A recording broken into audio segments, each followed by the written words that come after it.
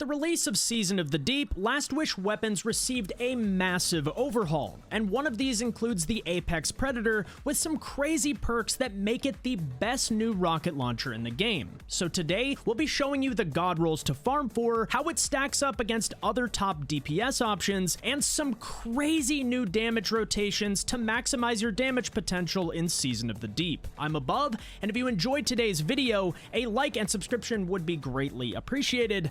Now, let's get into it. First off, let's talk about the god rolls. If you weren't already aware, different rocket frames deal different levels of damage, and lucky for us, Apex is an adaptive frame, which is currently the best rocket archetype in the game. As for the perks, this comes with a myriad of crazy options, including Demolitionist, Reconstruction, and Slideways in Column 3, and Explosive Light, Bait and Switch, and the brand new perk Bipod in Column 4. In order to assess the damage perks, we'll need a baseline, and we used Kali for all of the perk testing in today's video. All of these tests were done with boss spec on our rockets to keep things consistent in all PvE settings, and a tractor cannon debuff to maximize our damage. With no damage perks, adaptive frames hit for a total of 44,624 damage. And to address the brand new perk for those curious, I want to discuss Bipod first. This perk doubles the magazine size of 2 rockets and can stack with Reconstruction to grant 4 in the mag. However, this perk lowers your overall damage output by a staggering 40%,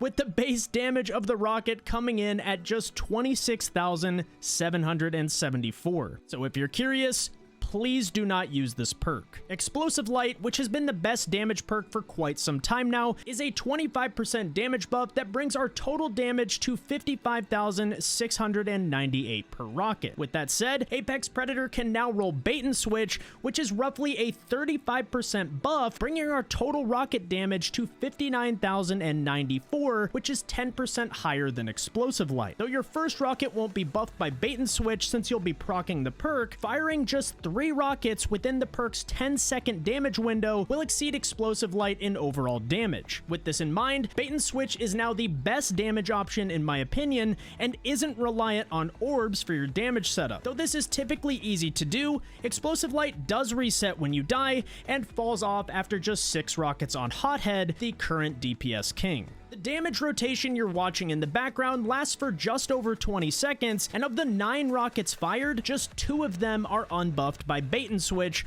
which equates to 502,906 total damage. This means 7 rockets are fired with the 35% damage buff, opposed to just 6 Explosive Light rockets on the Hothead at 25%, which equates to 468,060 total damage. If we then compare this to the Enhanced Explosive Light perk instead of Bait and Switch on Apex Predator, we'd be able to stack 7 buffed rockets, but the damage still falls short of Bait and Switch at 479,134. It's also worth noting that if we add Gallahorn to the equation, which you'll always want to do when running rockets, Wolfpack rounds actually receive the 35% damage buff from Bait and Switch, but gain no benefit from Explosive Light, which widens this damage gap even further. To optimize the use of this rocket launcher, this is where our first column perks come into play. Up until now, Demolitionist has been the best option since Starfire allowed for essentially infinite grenade spam. However, after Starfire's recent nerf, this perk has become less valuable. The other 2 reload perks to consider are Reconstruction and Slideways, with the latter being fun to use in solo content, but dangerous for any sort of team play. If you've ever been annoyed by people moving around in a well during damage phases, this perk is definitely not for you. Reconstruction, however, has all the benefits of auto-loading holster, the next best reload perk, while also having the added effect of doubling your magazine size. This is by far the best third column option, and once paired with Bait and Switch, it can lead to some insane damage rotations that I'll be teaching you today. It's worth noting that you'll need the enhanced version of Reconstruction to match the efficiency of auto-loading, but you'll also gain a second rocket in the magazine. The rocket swapping combo that we all know comes with Izanagi Noggy's Burden. You fire an Izzy shot, reload your honed edge,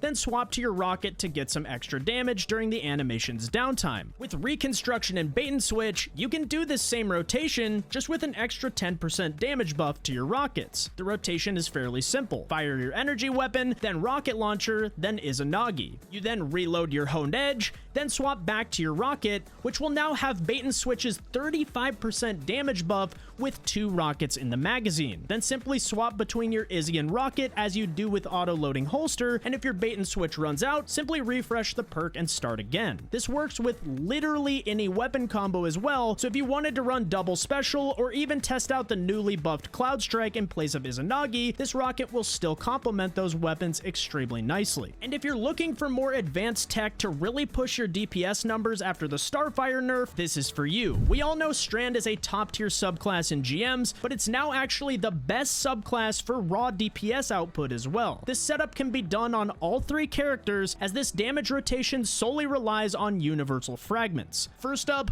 we have Threat of Ascent, which reloads your equipped weapon when using your grenade ability. Next, we have Threat of Generation, where dealing damage will generate your grenade energy. Sound familiar? And lastly, we have Threat of Evolution, which allows your threadlings to travel further and deal additional damage. So if we use damage over time weapons similar to how we did with Starfire Protocol, you'll be able to take advantage of not only Reconstruction, but a form of Demolitionist as well. In this example, I went with Witherhoard and a Bolt Shot Fusion Rifle in the iterative loop to proc additional jolt damage. With that said, other damage over time weapons like Osteostriga can also work just fine here. As long as you have different damage sources constantly proccing, your grenade generation will go crazy, and every time you throw your grenade, you automatically reload your rocket launcher. This is why we wanted to use Threat of Evolution, since the threadlings that spawn in count as additional sources of damage. Combo this with Witherhoard constantly ticking, and Bolt Shot proccing every time you damage the target it's affecting, and you're getting your grenade back in just seconds. As for the exact rotation I'm doing here, this is where things get complicated. Start by killing an enemy to proc Bolt Shot, then start the damage rotation with your first rocket. This allows the Reconstruction timer to start ticking while you begin to proc Bait Switch. Now apply Bolt Shot to the boss,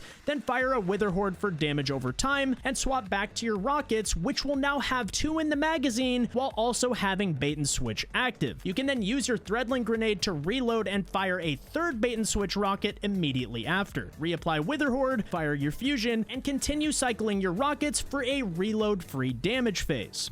While testing this, it definitely felt similar to the power of Starfire Protocol and will absolutely be one of the top DPS setups this season. Anyways, guys, that's gonna do it for the video. If you don't have an Apex Predator just yet, feel free to check out my 1-minute farming guide that I released yesterday so you can start snagging those red borders as quickly as possible. I hope you guys enjoyed the video, and if you did, a like and subscription would be greatly appreciated. You can also catch me live over at twitch.tv/abub, where I'll be helping people farm these weapons all season long. Anyways, guys, that's it from me. Thank you so much for watching, and I'll catch you next time. Peace!